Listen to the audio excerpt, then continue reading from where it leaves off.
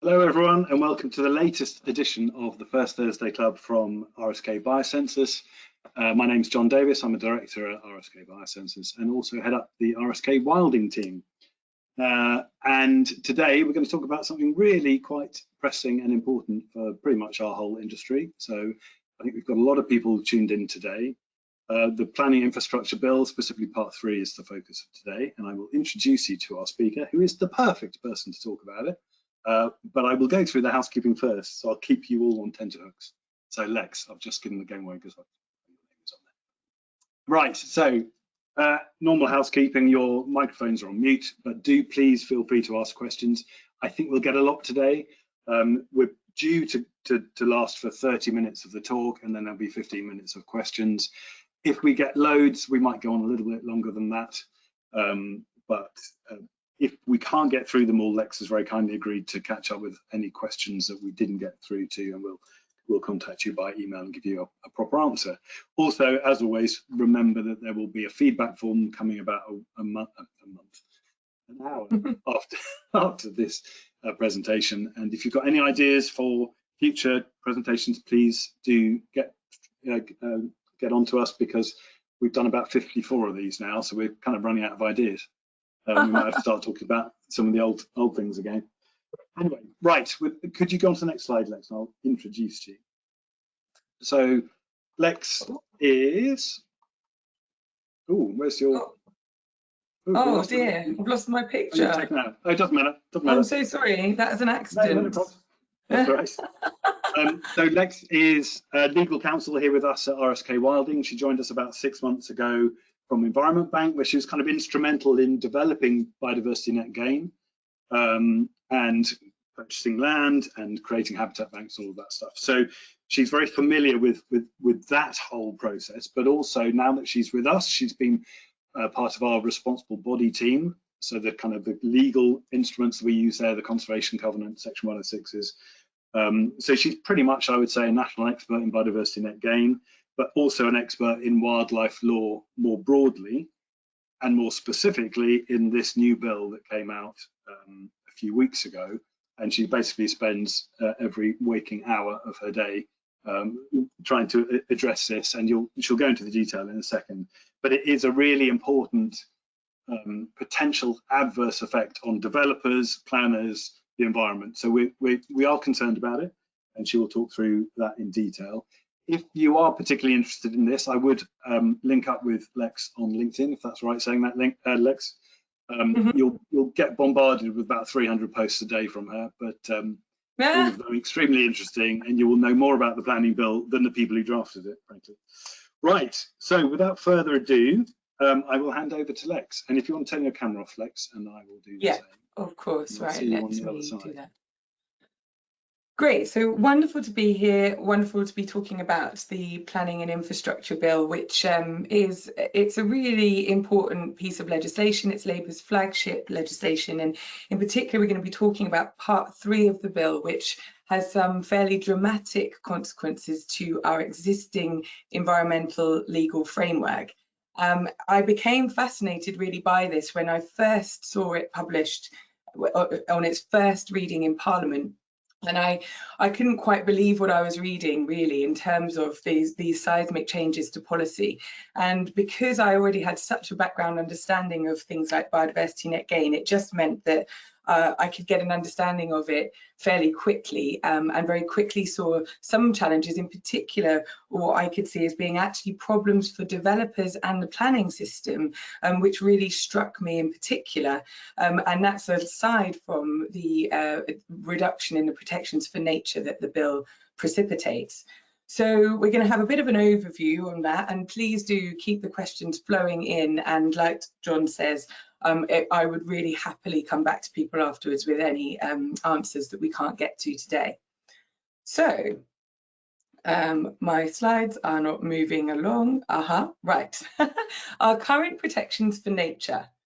We currently have the sort of famously colloquially known as the HABS regs, the Conservation of Habitats and Species regulations, We've got the Wildlife and Countryside Act 1981, a seminal piece of legislation that really consolidated many years of emerging legislation into one big act.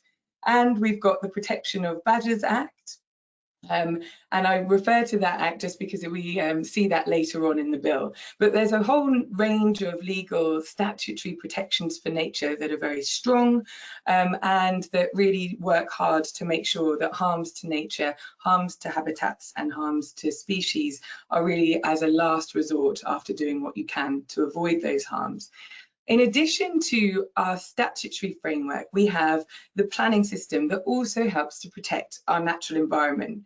We have local plans that must be positively prepared, justified, effective, and consistent with national planning policy. So local plans are used as a means to balance the competing needs in our local areas. So they include certain protections for nature, but they also include housing targets. And we've also got the reintroduction of strategic planning, which is a welcome reintroduction in the Planning and Infrastructure Bill, a return to strategic planning that we'd last seen in the previous Labour government, but which really helps to ensure that vital infrastructure is delivered at a greater than local scale. And I also flag here, as good a time as any, to flag how fragile the national planning policy framework and our planning system can be to quite rapid policy changes, depending on whatever pressures governments are looking to face. And it's a reminder that back in 2023, sort of almost overnight, however unintentionally, Michael Gove had led to a situation where what were viewed as mandatory housing targets to be delivered within local authority areas effectively got relegated to being voluntary. And it really led to a situation where sufficient housing wasn't being accommodated in local planning authority local plans. So that has really choked to a degree the ability for developers to develop. And alongside some of the problems around affordability of houses for people, that has been a great thing for Labour to have unlocked through their rapid changes to the national planning policy framework. Very quickly, Labour had, sorry, my slides, there we go. Labour had very quickly, coming into power, revised the standard method for delivering housing and made housing targets mandatory. So that's a great help. Also here in the planning system is where we have our beloved mitigation hierarchy, which flags that overriding sustainable development principle that we should make sure that harms to nature are first avoided, and only when they can't be reasonably avoided, they should be mitigated. Or as a last resort, harms to nature should be compensated for by delivering alternative sort of nature-based solutions and natural features somewhere else. So we have strong black and white statutory laws in primary and secondary legislation, and then we have the more malleable national planning policy framework, and together they create a protective environment for our nature. And here we have some of those elements of protection in our national planning policy framework. So planning authorities need to make sure they're considering this when they're bringing forward local plans. So from the Guardian reporting just the other day, there's a neat map here of just how much of our country is statutorily protected by the Habitats Regulations or the Wildlife and Countryside Act as sites of special scientific interest, Ramsar sites, special protected areas, and special areas of conservation. These areas really represent some of the most precious, rare, and important habitats and ecosystems. So how Part 3 of the Planning Bill changes all of this? Part 3 of the Planning Bill introduces the idea of environmental delivery plans. And it's an environmental delivery plan is prepared by Natural England. It identifies environmental features within a particular area. So an environmental delivery plan could apply to the whole of England in an extreme example, or perhaps even just a very small development area, for example, to accommodate a nuclear power plant. In that environmental delivery plan, it identifies environmental features that are likely to be negatively affected by development in that area. And then it identifies various conservation measures that could be taken to try to address any harms to nature that might notionally occur within that environmental delivery plan area. So it identifies environmental features. It could be any environmental feature. There's no limitation on the environmental features that an EDP, as they're known, may apply to. And it can identify any conservation measures that are intended to protect those environmental features. And then an environmental delivery plan will explain what the cost of those conservation measures are going to be covered by a levy that would be payable by developers. And then an environmental delivery plan will go on to describe and list out which environmental obligations are going to be disapplied by that delivery plan. So it really does take away existing protections and replaces them with a levy system to address notional harms to development that may occur during the life of that environmental delivery plan, and raises levies from developers that are then used to pay for conservation measures that might be delivered near the vicinity of the development, or might be delivered anywhere else in the country. So that's a big change to our existing environmental laws. And what the environmental delivery plan replaces our existing laws with is something much, much legally weaker than current protections. So Schedule 4 of the, it flags there where the laws are disapplied. So going to where the laws are disapplied, we have this part of the legislation shows how the environmental impact of development is to be treated as being disregarded for the purposes of our existing laws. And the developer is assumed, is treated as having been granted a license to enable harms to nature, to enable killing of certain species. So these things are deemed once an environmental delivery plan is in place. And crucially at the top here, once a developer has committed to pay the nature restoration levy. So they don't actually have to have paid the levy itself for the harms to nature to be just ignored for the purposes of our existing laws. That means there's no need to carry out any of the normal surveys or assessments to look at the harms that are actually being caused, or to look directly at what is present on a development site. This is very different to the status quo.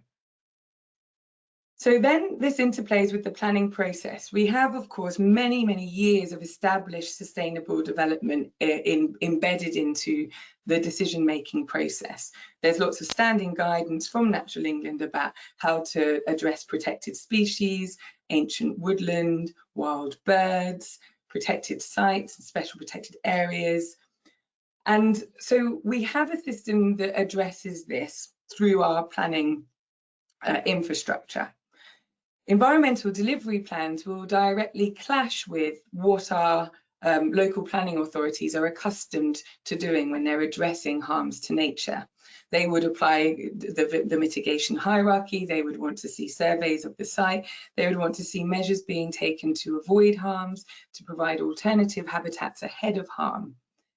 An EDP turns it into pay some money and then the existing protections are ignored. So how this will play out in the planning system is a big risk to developers who may find themselves caught in a situation where they are complying with local policies that protect nature robustly, while also being required to pay a levy that gets rid of those nature protections. And we should see an interesting progress ahead of us of how local planning authorities choose to address any issues they may have about watching nature being allowed to be harmed in their local authority area. But for example, those compensation measures may not be delivered in that area if indeed they're delivered at all. Because that's another one of the weaknesses in the structure here, is that there is no binding obligation on any party to deliver any compensatory measures, even if the levy is paid. So The other thing is in government's impact assessment, they have modelled that it would cost as little as £10,000 across the whole of England and our 330 odd planning authorities for planning authorities to familiarise themselves with this. And I think that's a very, very, very low estimate. And again, I feel I'm very concerned of what this could mean for the developer experience, because having to navigate clashing and overlapping laws and policy is not an easy position to be in. And there's also in the bill Henry VIII powers, as they're called. So Henry VIII powers are increasingly popular when new laws are made.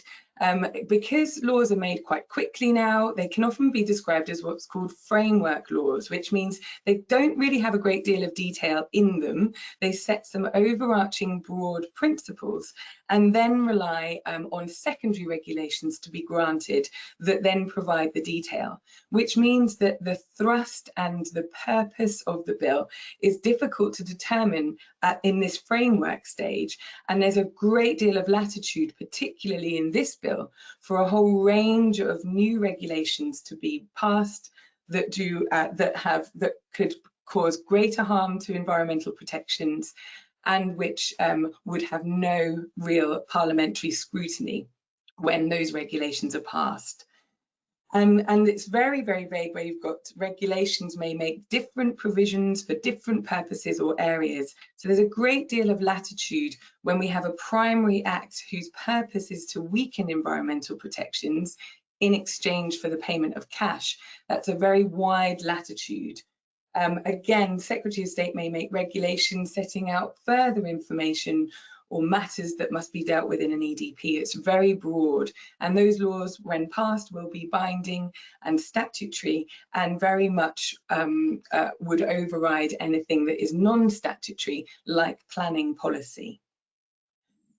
So then we've got the levy itself as well. Now, the levy is, and I actually do agree that it's a good idea to make sure that developments are viable, absolutely agree. But when you are designing a large-scale national offsetting scheme, the very worst thing you can do for the integrity of that offsetting is not at least ensure that you cover the costs of the delivery of those compensatory measures for the environment. Here, the Secretary of State must set the levy so that its overall purpose is to make sure that development is viable. That is a very, very low integrity aspect of any offsetting scheme. If we want the offsetting to be high integrity and to deliver real and lasting gains for nature, we have to prioritise ensuring that the funding is there to deliver those gains for nature. And here what has been designed is something that could allow levies to trickle in and that may never ever accumulate to enough to deliver the intended compensation measures. And again, there's more here of latitude about how nature levy regulations may make other provisions about rates or other criteria. And the other key problem with or danger in any offsetting scheme is if the funds that are collected for the benefit of nature and collected as a result of harm to nature can become used for other purposes. And here in the bill, you can see a lot of effort is taken to make sure that Natural England is able to use this money for its own administration and operations. And there's wide latitude on how the levy regulations may be drafted. This means that any promise of a large pot of cash that delivers a game-changing amount of money for nature is unfortunately really dangerously undermined when that money can be used for other purposes. And again, here we see examples of how the levy may be used. And so what I think is a real challenge here is we're seeing the weakening of nature protections.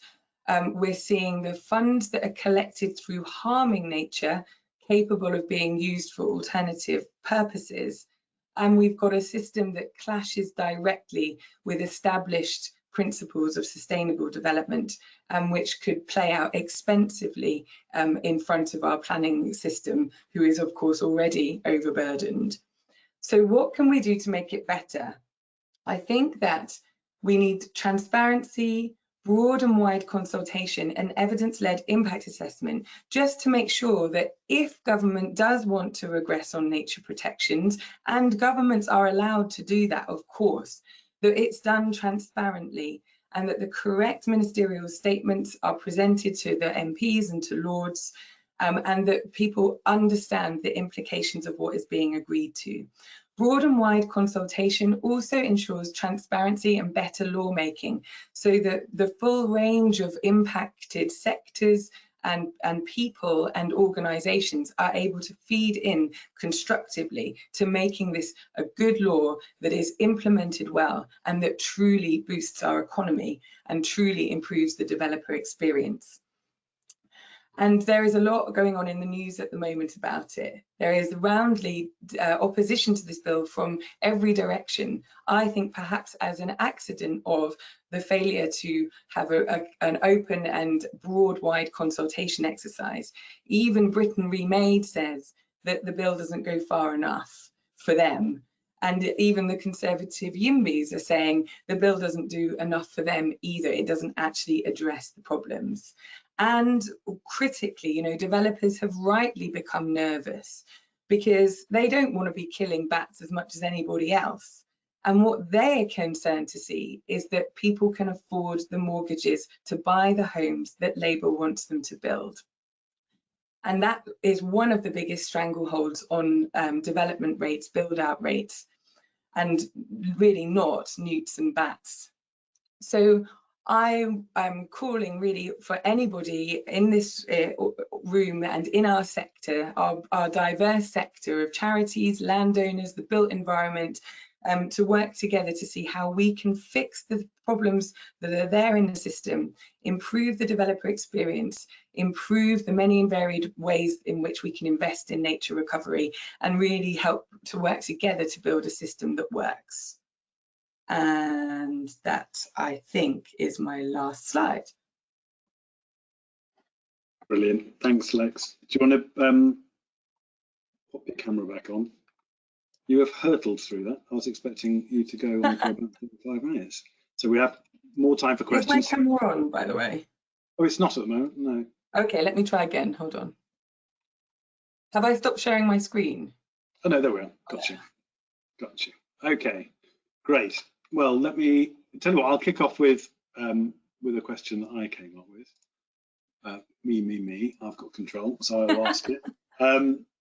So how do you walk the fine line between government bashing on this bill and trying to be helpful? Because it's, you know, there is a risk when you're trying to make something better that constructive criticism is just seen as criticism. Yeah, really good point.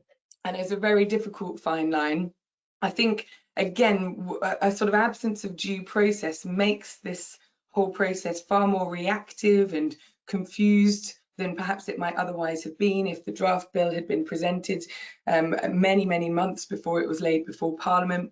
If there had been that consultation, evidence-led impact assessment, you know, the Office for Environmental Protection's advice, correct ministerial statements, I think this whole thing would have been obviously much calmer.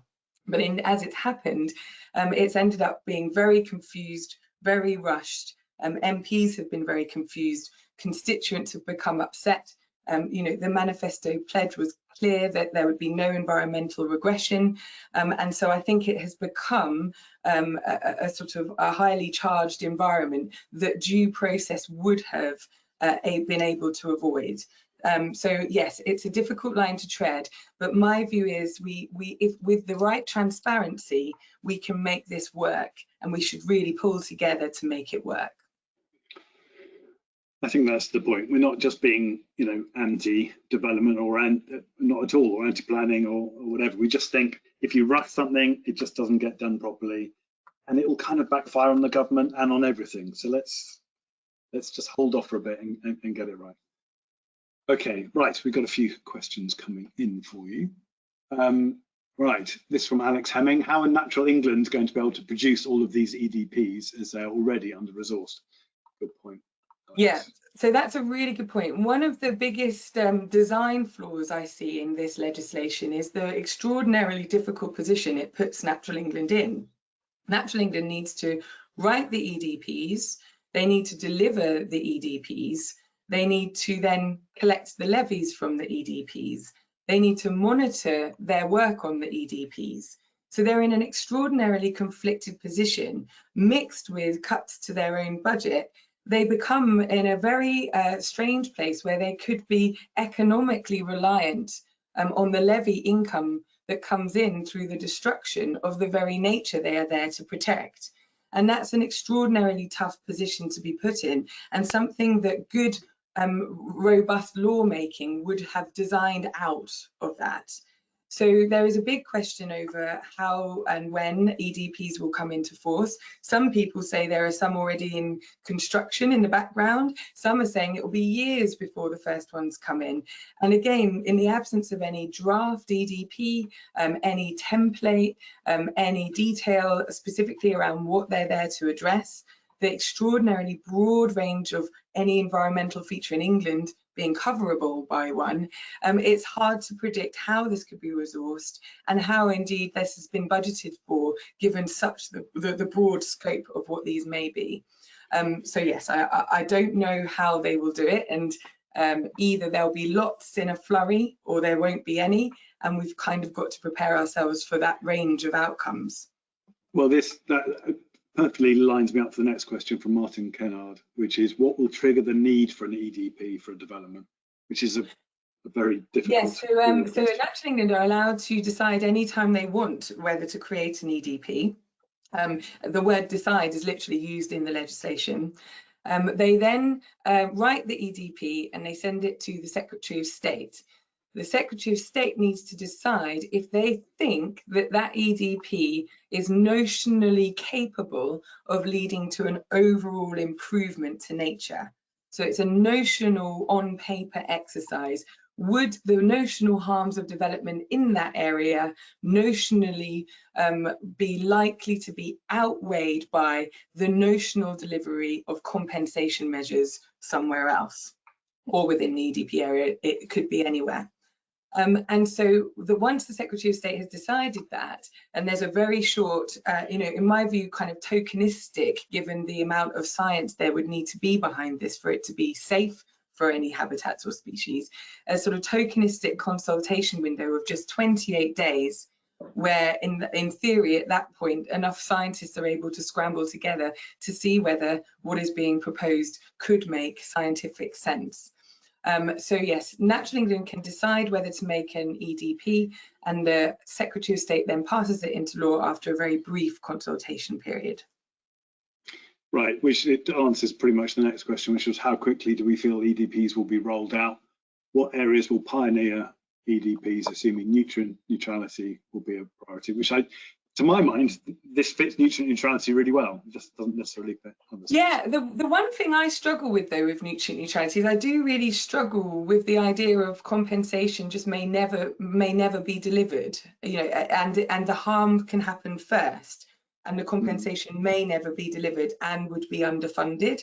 So those bits make me think it's not ideal for nutrients when we've got some really excellent nature-based solution organisations out there and Natural England already delivering nutrient solutions ahead of time and at strategic scale.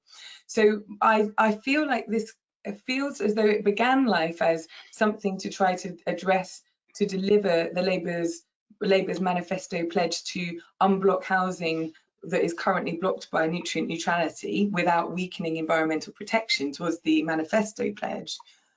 But it looks as though it's suddenly massively expanded. And even so, yeah, I think nutrients might be one of the first areas of focus, given that that's the manifesto pledge. But equally, I don't think it seems right to allow a payment of an underfunded levy that may or may not deliver mitigation over the next 10 years, or if at all.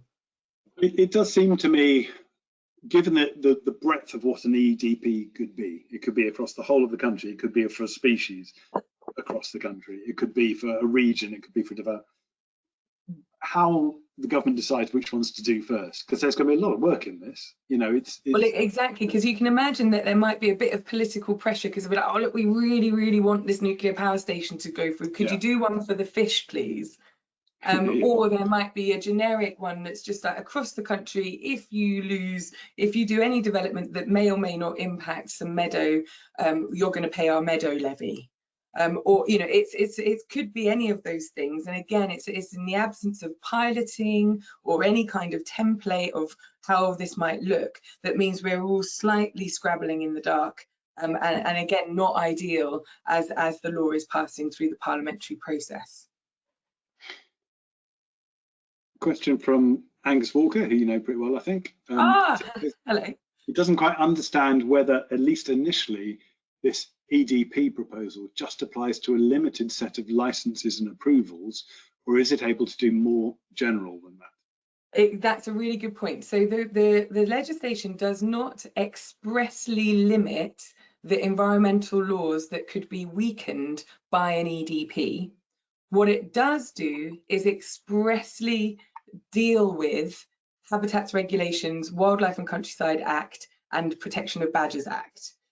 But that, to my mind, is because those are the primary or secondary bits of legislation that needed to be directly addressed in this bill. Arguably, an EDP could legitimately say that it overrides national planning policy, because policy is non-statutory.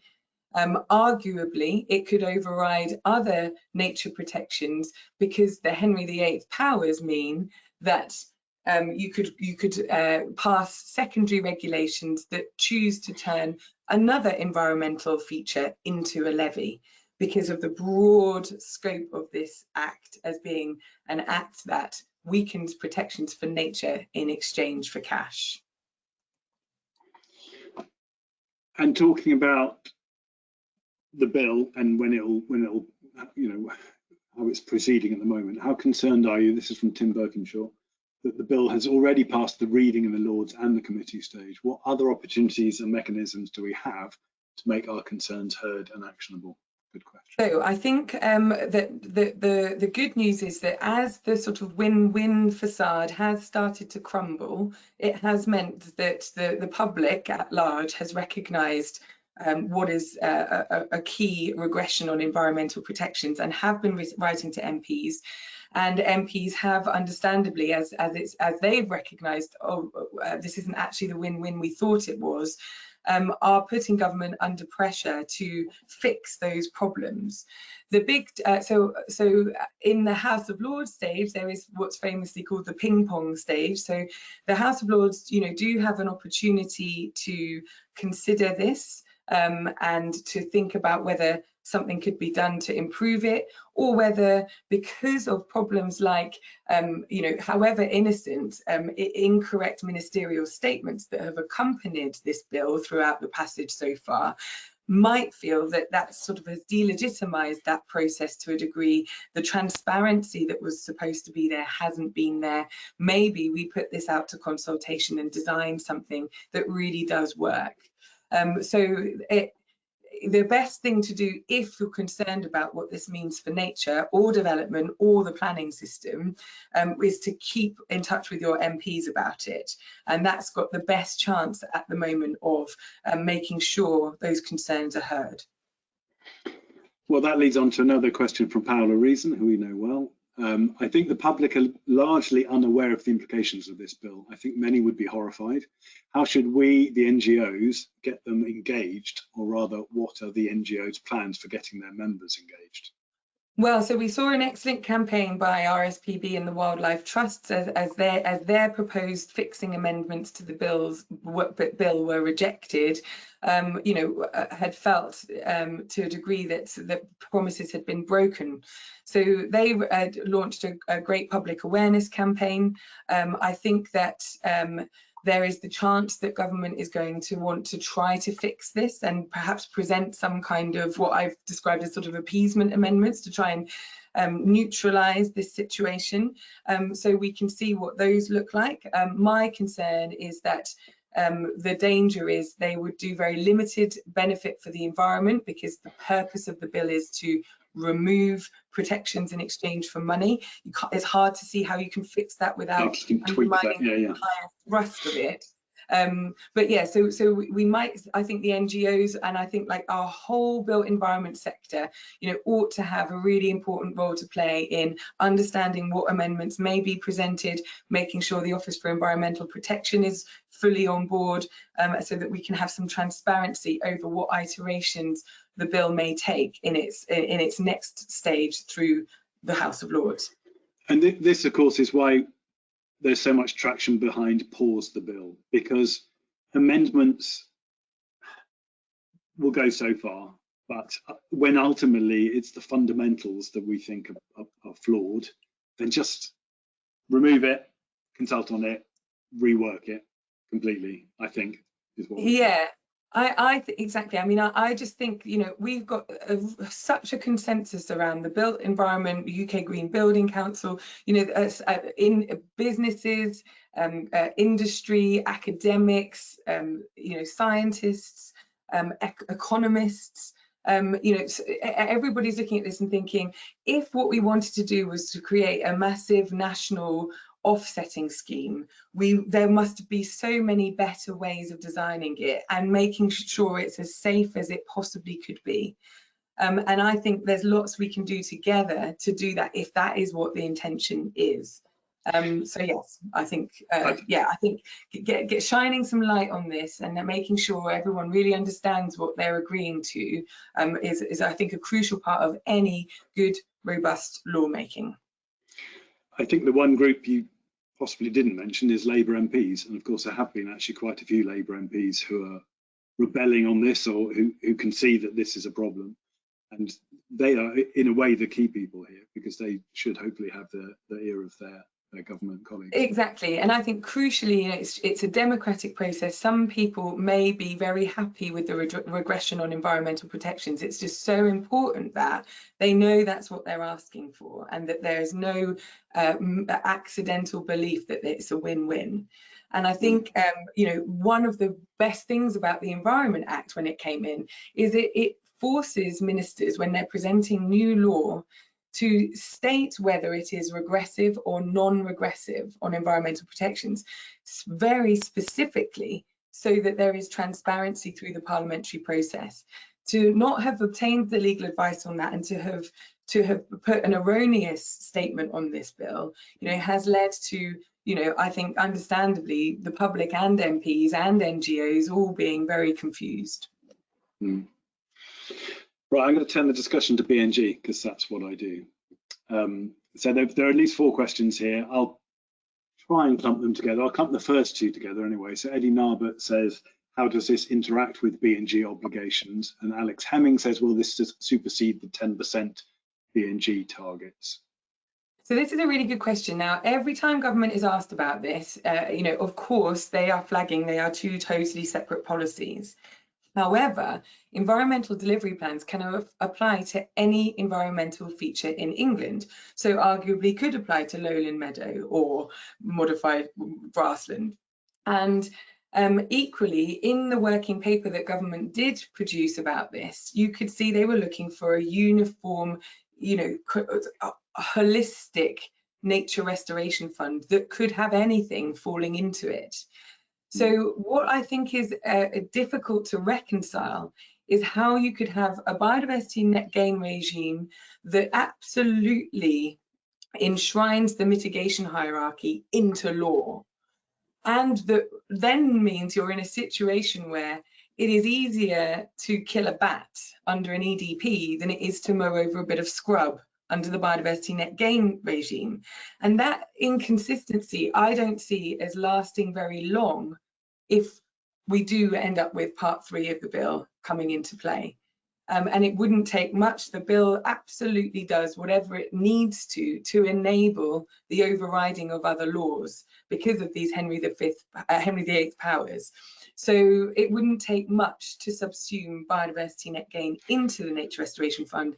And I can imagine that there would be growing pressure to do that as the challenges in reconciling the two different approaches start to really present themselves. And this is my frustration, because B&G is pretty widely regarded around the world as a really great thing. You and I are talking to the people in the States next week about it because they can see it as really positive. And I think it can deliver what the government is wanting to do here.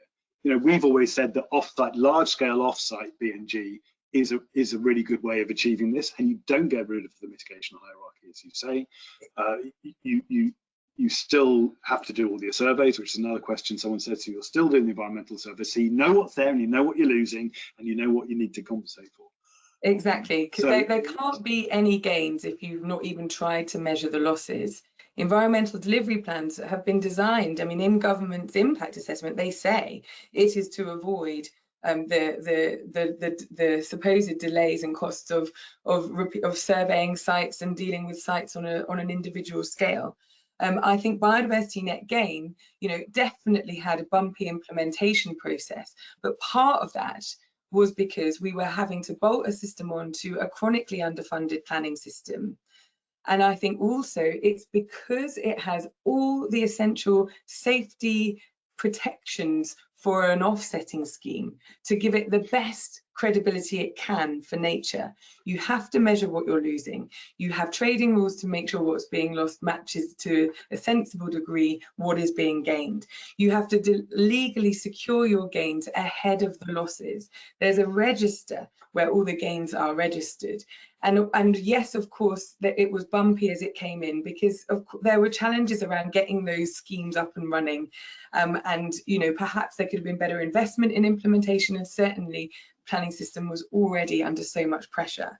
But it's got all the right building blocks to make it a credible, high integrity offsetting scheme. And I think that the challenge with EDPs is that it is intended to do away with measurement, it's intended to do away with surveying, and it's intended to allow a short circuit to harms rather than avoiding those first. And you'll also have kind of a private sector version of this and a public sector version of this. So the Natural England will be getting all the money from developers and almost will be in a position to, prioritise their EDPs over habitat banks that have been done through BNG, it will create such a messy situation because from the private sector perspective and from any market-led schemes, and by market-led nature-based solutions, I mean, we're talking about statutory authorities, we're talking about charities, we're talking about landowners, we're talking about private companies. There's a whole range of people bringing forward market-led nature-based solutions to support a genuinely sustainable development progress. And the challenge is that because an EDP can land anywhere at any time, neither developers nor the people looking to provide these solutions for developers know when an EDP may land and gobble up all of the demand for that nature-based solution. So it completely cuts through any sensible investment case to invest in the long term on delivering these solutions when they don't know whether next week an EDP will land that will gobble up all of that need. And of course, because the levy is designed to be low and not necessarily even try to cover the costs of delivering the benefits for nature, you will always be being undercut by that levy system. So it really sadly chokes investment into nature, even though paradoxically you think a big pot of cash might be good. That's the thing. I think if you go very superficially into this, it does look like a good idea, but it's when you drill down into detail that we just don't think it'll work. Right, there's quite a good legal one for you here, and it brings in Brexit. What's not to like? I heard the European Union have raised concern that this bill would contravene the Brexit agreement, as it essentially harms nature to enable monetary gains stroke profits, which was agreed to, and therefore the government would be breaching Brexit deal agreements and be taken to court for this. I'm paraphrasing. This is from Heather Castle, by the way. Could it be that their highlighting of this issue and threat of action from the EU will be sufficient to pressure changes to this bill that we would be supportive of? Yeah, I mean, I think that, again, one of the real tragedies of having accelerated this bill through without the consultation, without the legal advice, without the evidence, to put it through as urgent measures. So the Regulatory Policy Review Committee didn't even get a chance to review this properly in time before it had already been, I think, through its second reading in Parliament. I'm not completely sure. But it means that the impact assessment that government had prepared doesn't even acknowledge the regression on environmental protections or the potentially very costly breaches to our trade agreements. So again, this is another reason why I think perhaps this goes back to the drawing board and it goes through the process openly so that really everybody can see what the potential impacts might be and what harm to our economy it might be if it totally takes away the level playing field that our largest trading partners were expecting us to honour. I think we've probably got time for just one more. There's quite a few in here, so I'm sifting through them trying to find a particularly nasty one for you at the end. Oh God. No, it won't be. This is quite an interesting one. So this is from Emily Gorman. On the bill, it suggests Natural England will deliver the EDPs or another designated delivery body. Has it been suggested that ecological consultancies could be designated delivery bodies in the future? And I will say quickly first that I think that probably is likely because we've been designated a responsible body, which you would normally think is a public body role, you know, a regulatory role. And I also think that Natural England simply won't have the resource to do this. So I think they will outsource it. What do you think? Yeah, so the bill does actually make provision for that kind of outsourcing, and there's a little bit of confusion over to what extent the private sector may or may not be involved as a directly designated delivery body. I'm not sure also whether maybe a part of the reason why this was initially well received by the NGOs is maybe there's an expectation that this could be a really game-changing thing for the NGOs to get involved in. I'm not sure. There's a bit of confusion because I think one of the guidance notes says that it could only be public entities or non-profits that could be designated in this way, but then that isn't showing in the black letter of the bill itself. But it's a really good question. Again, another great thing that as a sector we could all have been involved in discussing to understand what are the opportunities that could emerge from this. How do we ensure this has integrity and it's a project that we are comfortable would be fully funded and we could hold our heads high with pride that we were delivering. So yeah, there's definitely, if the bill can be fixed so that it's a credible and dignified offsetting scheme, there could be some great opportunities, but it's not immediately obvious what government's expectations are with that. I lied about saying that was the last question because I've got two more I want to ask you. Definitely one from the developer perspective from Chris Mungo, which is very interesting. So you've touched on this already, but could you outline the key risks to developers resulting from the bill? Of course. So the real problem for developers, and I love developers, by the way, like literally, you know, my job is to make development as easy as it possibly can be.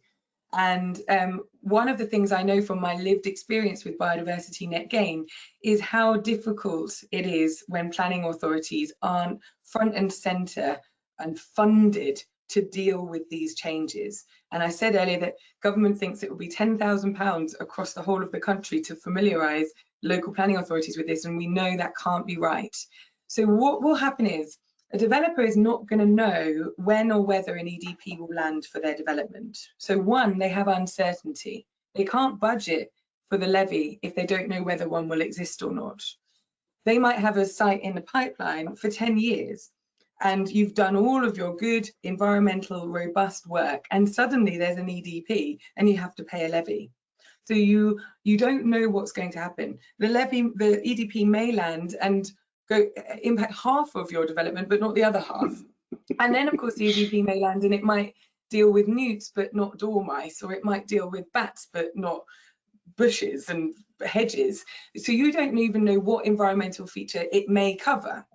So then you're going to still need your normal professional team and your ecologist helping you to understand your exposure, also helping you to understand if a levy is mandatory, what do you do then? Because you've already done all your good work, you've already mitigated, you've already done everything else, and suddenly a mandatory levy arrives.